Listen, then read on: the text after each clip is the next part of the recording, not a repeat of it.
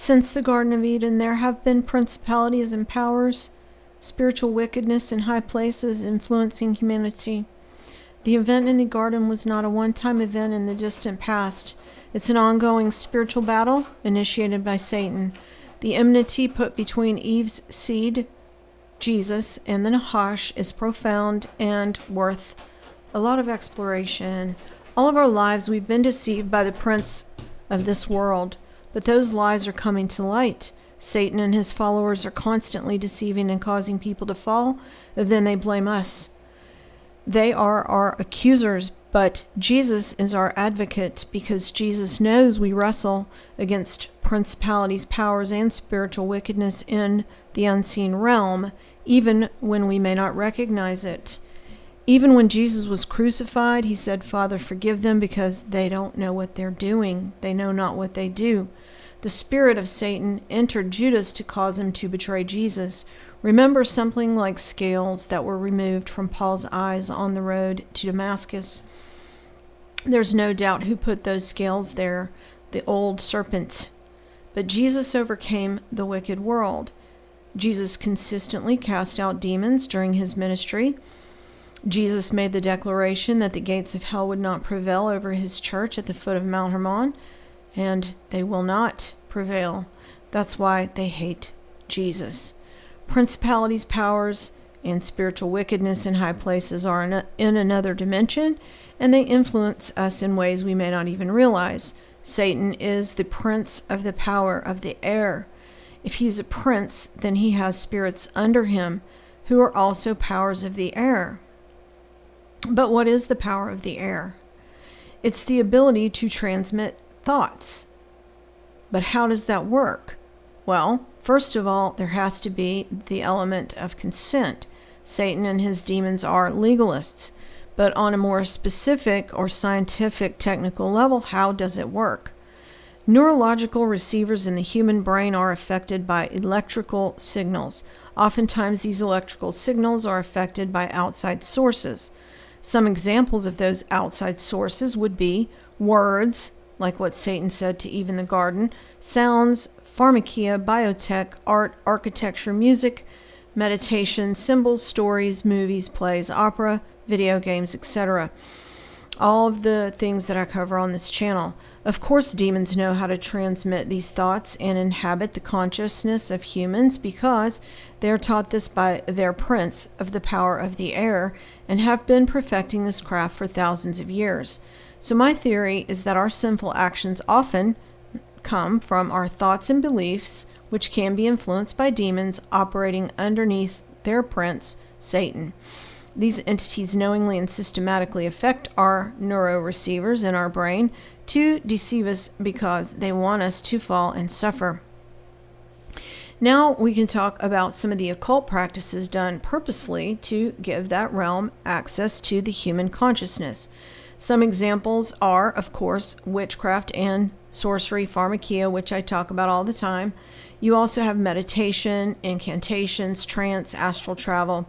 I think all of this is allowing a demon to come into your mind, spirit, and consciousness and do a download to transmit thoughts and beliefs, which are always lies. Some of these people call it the path to spiritual enlightenment, but that's just really a fancy way of saying accessing the spirit realm inhabited by the spirit beings or allowing them to access your own consciousness. The CIA practices this same witchcraft and sorcery in an attempt to contact and get power from the spirit realm. And that makes sense because MI6, British intelligence, played a crucial role in shaping the CIA in 1947. And when I say MI6, think John Dee, the spy for Queen Elizabeth I, the Fairy Queen, who used a scrying mirror made of obsidian to contact the spirits. The CIA directly evolved from the OSS, a World War II agency developed in 1942, which was modeled directly after MI6, and it was done on the orders of FDR. A couple examples of CIA witchcraft are MKUltra, which made use of psychedelic LSD, which is sorcery and pharmakia. One I haven't talked about before is the CIA gateway process, aiming to access a higher dimension they called the absolute, using astral projection. In their report, they described the Absolute as another plane of existence which exists outside of space-time, inhabited by non-human intelligences. The Kabbalah describes the same space, called the Klipoth, which represents the afterlife or death, the upside down. I think when the Greek mythology says that people travel to the underworld and back, this is the demonic realm that they're referring to. The Gateway Project is described in a 1983 document produced by the DoD U.S. Army Colonel Wayne McDonnell. McDonnell relied heavily on the research of Jewish biotech engineer and mystic Itzhak Bentov, who authored books on consciousness studies. In addition to meditating all the time, this guy attached electrodes to his head to study how the brain interprets different frequencies. Bentov was born in Czechoslovakia and avoided the concentration camps in which his siblings were killed by moving to British Palestine. Remember, Israel before the war was British Palestine. Despite not having a university degree, he joined the Israeli Science Corps, which became the IDF, a month before Israel declared statehood in 1948. Then he immigrated to Massachusetts in 1954, where he continued his research. He was killed in a plane crash in 1979, and it was American Airlines Flight 191, reported as the worst non-terroristic related aviation disaster in the U.S. The Gateway Project was declassified in 2003. It's an investigation into achieving astral projection. McDonnell describes it as a scientific explanation of how consciousness functions and an effort to remove the stigma of its occult connotations. In the same report, McDonnell noted that astral travelers should be prepared for encounters with intelligent, non-corporeal energy forms when time-space boundaries are exceeded. It kicked off years of attempts by the U.S. Army to train psychic soldiers to conduct remote viewing missions to regions across the world. Key to the report and technique for achieving astral projection is an audio or sound technology called HemiSync, developed by Robert Monroe, who maintained that if in this state a person can begin dialoguing with other dimensions, with sound frequencies, both sides of the brain can be synchronized so that your brain stops being a processor and becomes a receiver for the universal energy field they call the Absolute. Therefore, the consciousness can leave the body and traverse time and space. Then the military used this technique for deep-level intelligence gathering. HemiSync technology was sold to a company that's now called HemiSync, who have patented 50 different technologies they claim offer more intense experiences in different levels of consciousness. Before I mentioned that neurological receivers in the human brain are affected by electrical signals which are transmitted at frequencies, how might the Prince of the Power of the Air use air technology to affect neurological receivers? Well, radio waves are frequencies which also operate within the electromagnetic spectrum.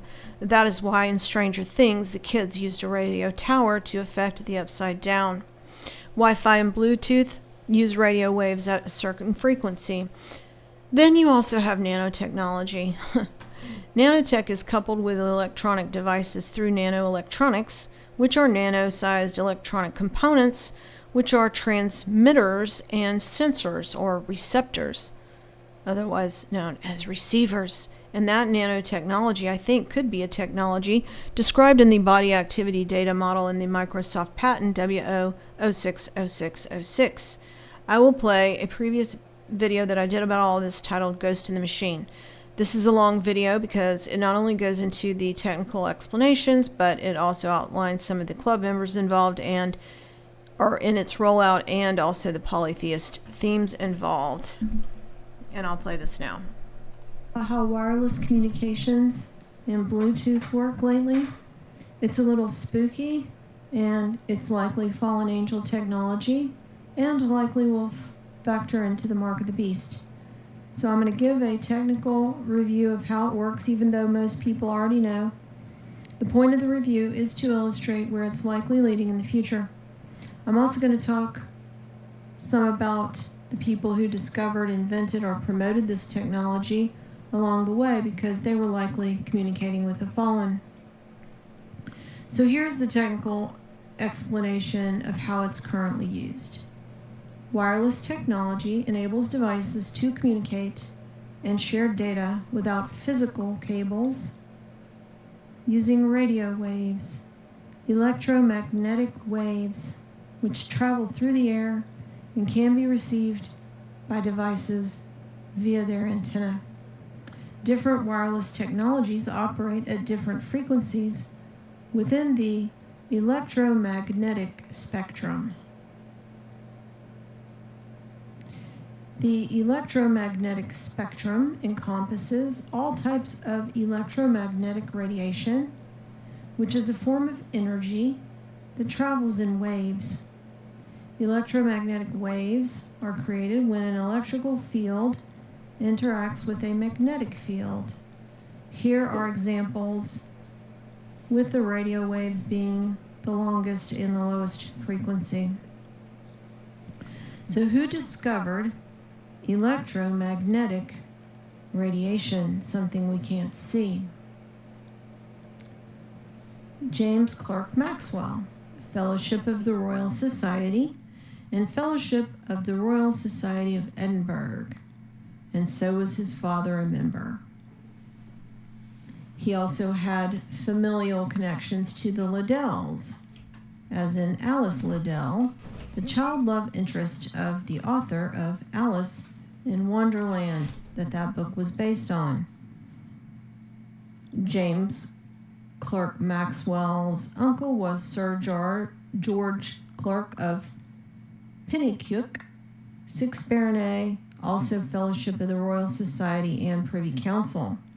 His maternal grandfather was Robert Hodgson, K., who was a Judge Admiral of Scotland overseeing naval trials.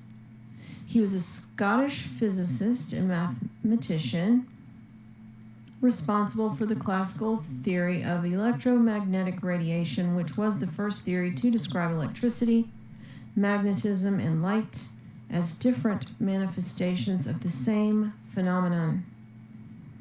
With a publication in a Dynamical Theory of Electromagnetic Field in 1865, Maxwell demonstrated that electric and magnetic fields travel through space as waves moving at the speed of light. He proposed that light is an undulation in the same medium that is the cause of electric and magnetic phenomena. The unification of light and electrical phenomena led to his prediction of the existence of radio waves. And he got that information while being educated at Cambridge, sister school of Oxford. I found this academic paper titled Maxwell's a Demon. It says, in 1867 thought experiment, Maxwell's Demon, James Clerk Maxwell attempted to show that thermodynamics is not strictly reducible to mechanics. Maxwellian demons are mechanical devices that carry out measurements on a thermodynamic system, manipulate the system so as to extract work from it, and erase all records of the measurement outcomes. If successful, they decrease the total entropy of the universe, thereby violating the second law of thermodynamics. So sorry to get off on a tangent about the club members, but I always find that relevant. So here's the technical explanation of how it's currently used. A transmitter converts data into radio signals and sends them out through an antenna. Examples of transmitters are Wi-Fi router, cell phone tower, or a satellite like the Starlink orbiting satellites. The Bible says stars are angels, not that they're like angels. The Bible says stars are angels. A receiver device picks up these radio signals with its antenna and translates them back into usable data. Examples of receiver devices are a laptop, a smartphone, or a satellite receiver like Starlink receivers. The receiver sends a request which is converted into binary code and then translated into radio frequencies which are transmitted via the device's antenna. The transmitter device, like Wi-Fi router, cell phone tower, or satellite, receives these signals and converts them back into binary code and then into internet traffic. This can be a wired connection or a wireless connection like a 5G gateway, which receives the 5G signal and converts it into a Wi-Fi signal, allowing devices to connect wirelessly. Like how it's the same way your cell phone connects to the network, this wireless Wi-Fi router. So think about how fast all of this occurs and you receive that data. Now let's talk about the cellular network that facilitates this. It's a network of towers that allows the establishment of the connection using radio waves. In a cellular radio system, a land area to be supplied with the radio service is divided into hexagonal cells assigned frequencies. The hexagon, with its 6 sides, is the most efficient shape in nature. For example, a beehive. And this makes me think of the hive mind concept, a unified consciousness or intelligence formed by a number of alien individuals. So that's interesting that people, schizophrenic people and people who do psychedelic drugs, they often see this honeycomb pattern in that dimension, which are fallen angels and demons and the resulting consciousness typically exerting control over its members, as in the Borg queen controlling the hive mind. The protein structure of red blood cell is also hexagonal. Satellite internet has not previously used the cellular network, but now it is with Starlink direct-to-cell that enables cellular devices to connect directly to Starlink satellites, effectively using satellites as cell towers, but still using the cellular network. So the cell tower receives the data and forwards it to the mobile network's central switching center, and then the switching center routes the data to its destination, like a website server, and then back to your wireless device. So what if the cell phone was implanted inside a person?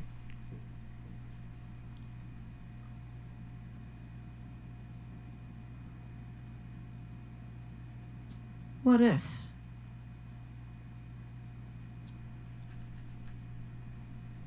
There's an ongoing discussion about embedding devices under the skin, which everybody knows about, but it was envisioned by the father of the cell phone. He said these devices would not require charging and would utilize the body as a power source. Martin Cooper is the father of the cell phone. He was a pioneer in wireless communications industry, especially radio spectrum management. He had 11 patents. Serco is a Crown Corporation who manages the U.S. Patent Office. And for more information about Serco, see my video titled Serco. Cooper also sits on committees supporting the U.S. FCC and the U.S. Department of Commerce. He's Jewish and served as a submarine officer during the Korean War. Martin Cooper, the inventor of the cell phone, suggests that future generations might have devices embedded in their skin and that these devices could potentially be powered by the body itself. These devices could offer features like seamless communication and access to information, eliminating the need for external devices. Some of the research is focused on developing contact lenses that can project images onto the eye, creating an AR experience and potentially enabling eye-based inputs. Devices like Microsoft's HoloLens are exploring similar concepts by overlaying digital information onto the wearer's view of the world, a hive mind. And that gives a whole new perspective on the living receiver concept outlined in the movie Donnie Darko. That movie released 25 years ago, also promoted the concept of the infant memory generator. It was the project Donnie and his girlfriend presented to the class in their Jesuit high school. And we shouldn't forget about the Microsoft patent WO 2020-060606 cryptocurrency system using body activity data. It says human body activity associated with a task to a user may be used in a mining process of a cryptocurrency system. A server may provide a task to a device of a user which is communicatively coupled to the server. How communicatively coupled to the server. It doesn't describe how, but we already know how. A sensor communicatively coupled to or comprised in the device of the user may sense the body activity of the user. Body activity data may be generated based on the sensed body activity of the user. The cryptocurrency system, communicatively coupled to the device of the user, may verify if the body activity data satisfies one or more conditions set by the cryptocurrency system, and award cryptocurrency to the user whose body activity is verified. So maybe there would be no way to buy or sell without it. We already have people wearing Apple Watches, and they're worn on the body, not in the body. But let's look at this, because technology is developing gradually, but then it could pounce on us suddenly, kind of like bankruptcy or cancer. An Apple Watch primarily relies on Bluetooth connection with your phone to sync data and manage calls and messages. However, it can connect to a Wi-Fi or cellular network to perform functions independently without the phone, such as using various sensors to track fitness activity, heart rate, and other health metrics. That's body activity data. And you can use Apple Pay to make contactless payments directly from your watch. So how does Bluetooth work? Bluetooth devices transmit data using radio waves similar to how Wi-Fi or FM radios work, but with a much shorter range using frequency hopping. The same as Wi-Fi. Wi-Fi also uses frequency hopping. They claim that Wi-Fi was invented by Hedy Lamarr.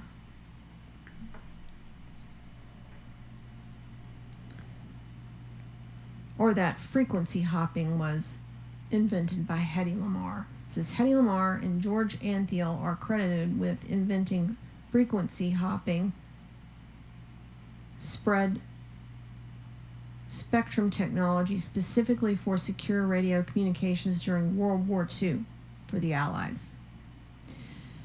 The core idea behind their invention, which they referred to as frequency hopping, eventually became a fundamental technology for secure communication. This technology is now used in Bluetooth and Wi-Fi. But it says that Hedy Lamarr didn't have a formal education in this.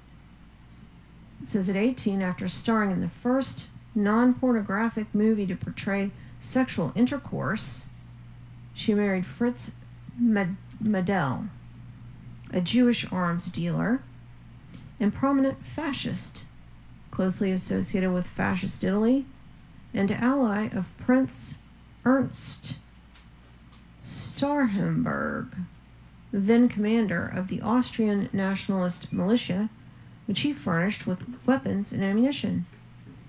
It says Mandel had ties to the Nazi regime of Germany as well, even though his own father was Jewish, as was Hedy's.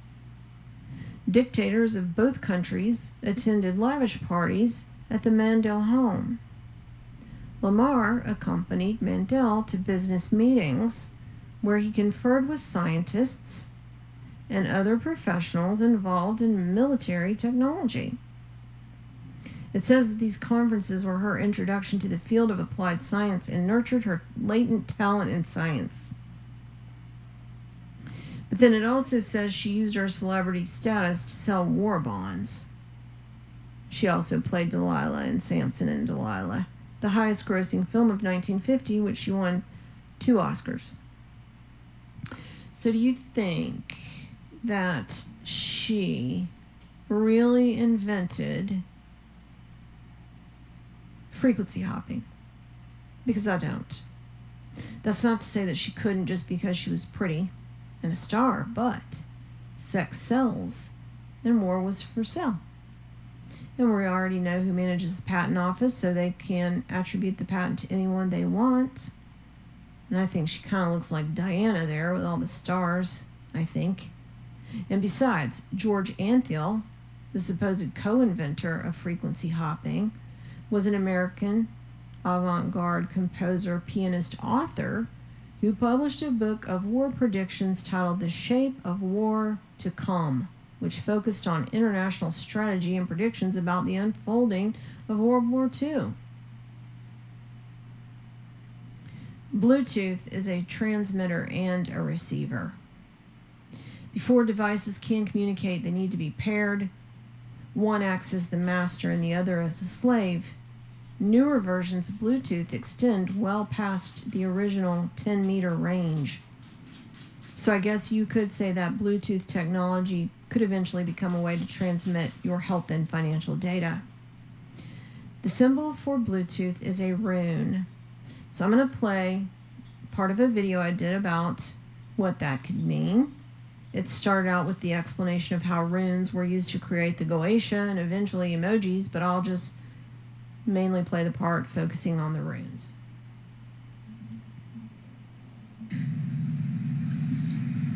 But apparently one of those major writing systems that the Unicode Consortium wants us to be able to use is the Rune Unicode block or the Rune character set. Runic is a Unicode block or character set containing special runic characters, and it was introduced in Unicode 3.0 in 1999. And then 8 additional characters were introduced in Unicode 7 in 2014. The original encoding of runes in the Unicode character set was based on the recommendations of the ISO Runes project submitted in 1997. And here I found the origins of that. And it's this memo from Ollie Jarnefors from the Royal Institute of Technology in Stockholm, Sweden. See? Ollie Jarnefors, Royal Institute of Technology in Stockholm, Sweden. A memo asking if they wanted to use runes in Unicode.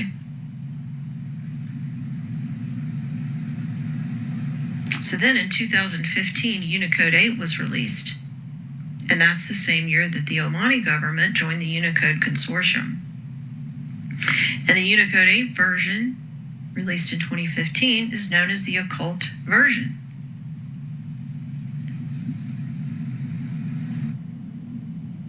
The occult version.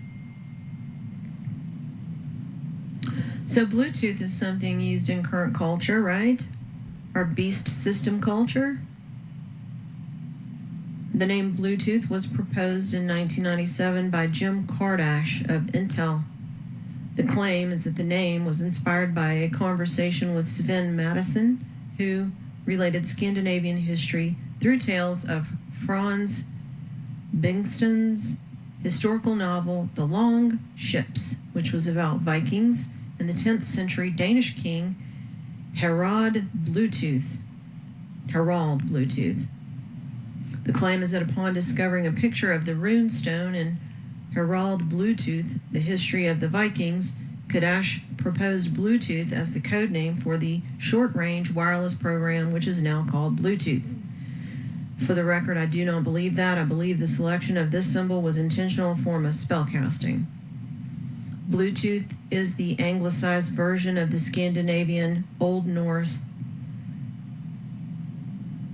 Blatgun, and it was the epithet of King Harald Bluetooth, who would have been a bloodliner. History claims he united the desperate Danish tribes into a single kingdom. The Bluetooth logo is a bind rune, merging the younger Futhark runes containing Hagal and Bjarkan, which is King Harald's initials. So the Bluetooth logo is a rune and a Danish king's initials, so a Dan's mark. A subscriber reminded me that the Vipers were producing strange Bluetooth signals in people. And they sure were. I had forgotten all about that. Let's look at the rune stone of the Danish king Harald. The stone has a figure of the crucified Christ on one side, and on another side, a serpent wrapped around a lion.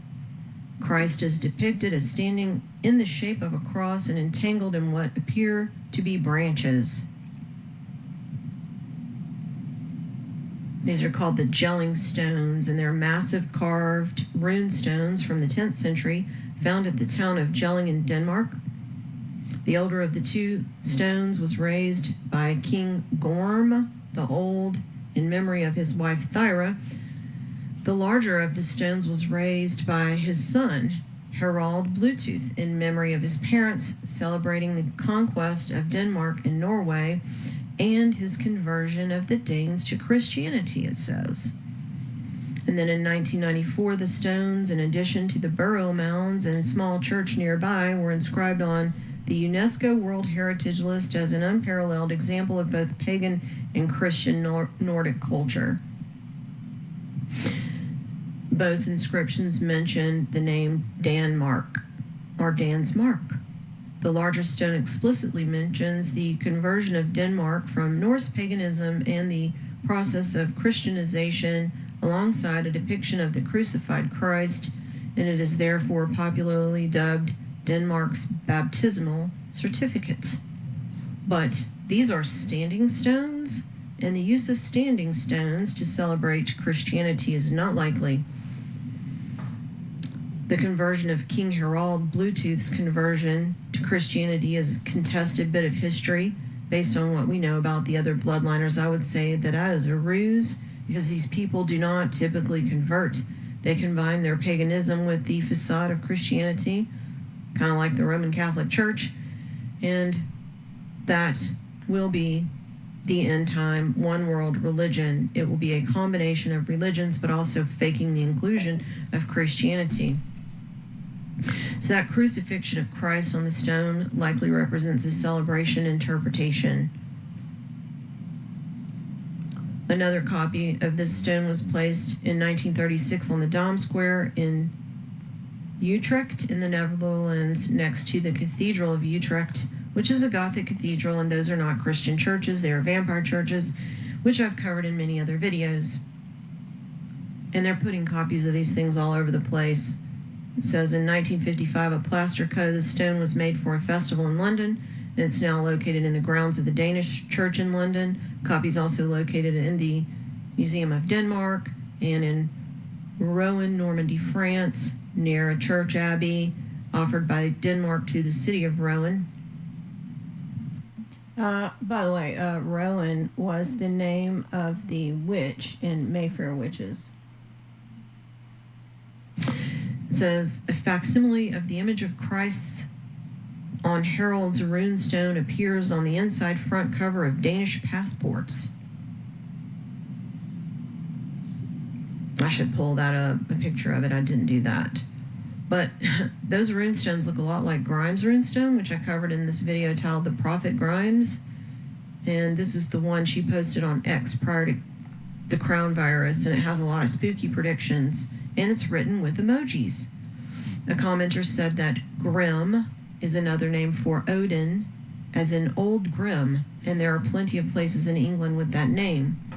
So now we know where Grimes gets her name from, as in a grimoire, or the Grimm fairy tales. A commenter said this about Grimes, quote, Grimes uses a specific type of channeling that goes back to Mithras, also used by the Druids and lesser forms of Wicca, and that is how she makes these, referring to the runestone. She posted on X. Continuing the comment, it says, not unlike Blavatsky and Crowley, most written art is done this way as well. As a former practitioner and channeler, I didn't know that I was being used by these entities to do what I did. Thankfully, now the Lord has shown me what was going on. Now saved, I use the knowledge from my lost journey to battle the dark as a daughter and warrior for Christ. End of quote. So amen to that. So these standing rune stones are a type of channeling also that goes back to Mithras, also used by the Druids. And I guess you could also conclude that Bluetooth logo would have the same application. Thanks for listening. All right. So the final question: is there a ghost in the machine? There's a strong belief that spirits can interact with and manipulate electricity and electromagnetic fields, since they are a form of energy that can interact with the environment, including electrical devices. This belief suggests that spirits can manipulate electronics like lights, televisions, and radios, causing them to flicker, turn on or off, or change channels. Some investigators report experiencing battery drain on their electronic devices in haunted locations, theorizing that spirits might be drawing energy from them. Do not forget about Maxwell's demon. This, by the way, is posted on Oxford academic site. I personally have had an experience which I covered in this video when I first started my channel. I'm going to play it now. Somehow this one disappeared from YouTube, but thankfully it's on Rumble. In this video, I want to tell about a supernatural experience I had, which fits in with some of the subjects on this channel and has to do with demonic activity in a video game.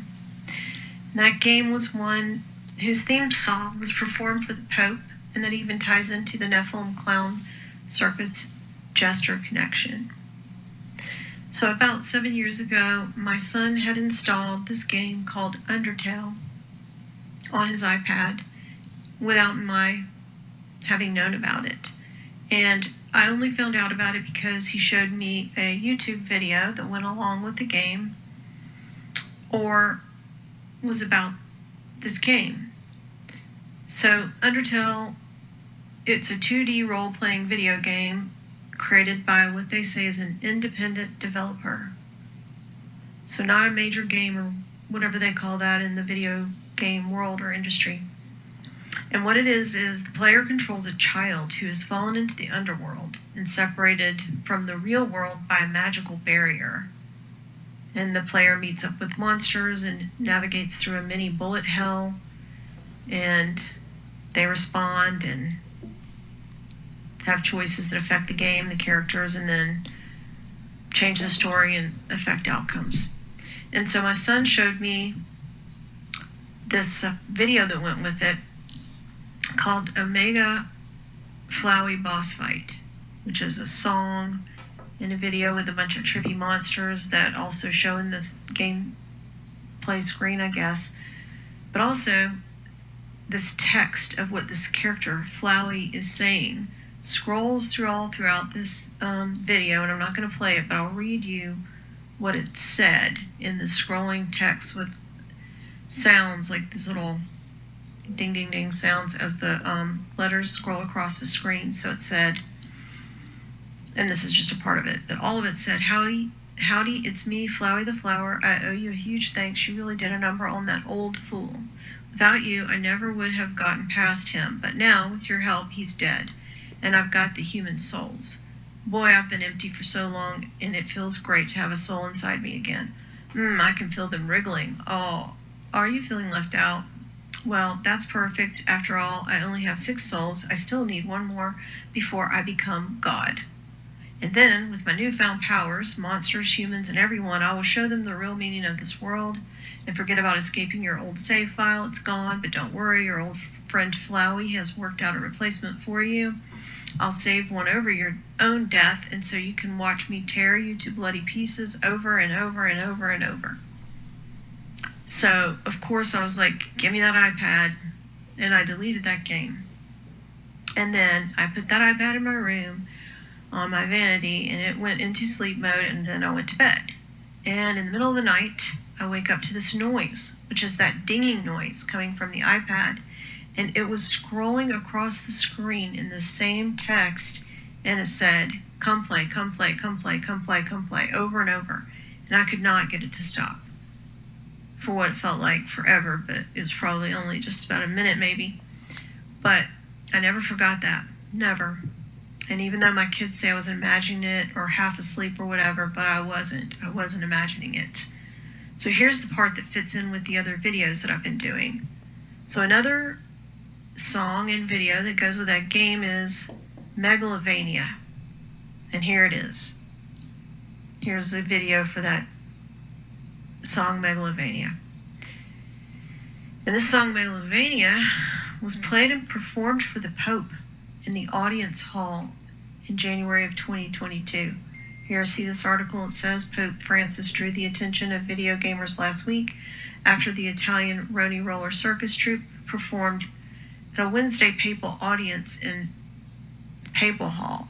Gamers took note of the performance because acrobats and jugglers performed to Megalovania, a track from the popular video game Undertale, along with a circus act and clowns. And jesters. And apparently this type of circus performance is something that happens a lot in the Pope Audience Hall. It says that circus performers seem to be somewhat regular fixture at the Vatican. In an annual custom, Pope Francis is welcomed to circus during Advent or Christmas nearly every year of his papacy. Here's another one.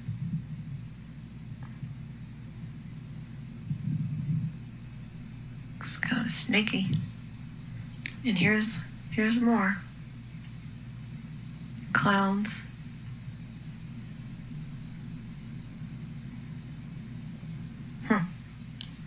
Very strange. Thanks for listening. Okay, so referring to this body activity data, how could this body activity data be stored and analyzed, tracked, and rewarded? I think that could be the suggested use of these data centers going up. If you look at the patent, WO 2020-060606, for tracking body activity data, you will notice that the foundation of all that tracking is a server. This black box right here. And servers are what is housed in all the data centers. I also think the data centers will support a type of metaverse, or as the CIA report calls it, the absolute or the universal energy field. An attempt to have people encounter intelligent, non-corporeal energy forms when time-space boundaries are exceeded. When people's consciousness will be engulfed in a realm that is similar to the demonic realm, like the one people enter when they do psychedelics, which is what Elon Musk, or I think it was him, or one of them, because he said when AI takes over, the way to keep people occupied is with drugs and video games. Except if a person takes nanotech, they will not be able to escape that realm. And I don't know when or if this will happen, but we can see that they do have the technology, at least in theory, and they are planning it. And this, I believe, is the beast system. Thanks for listening.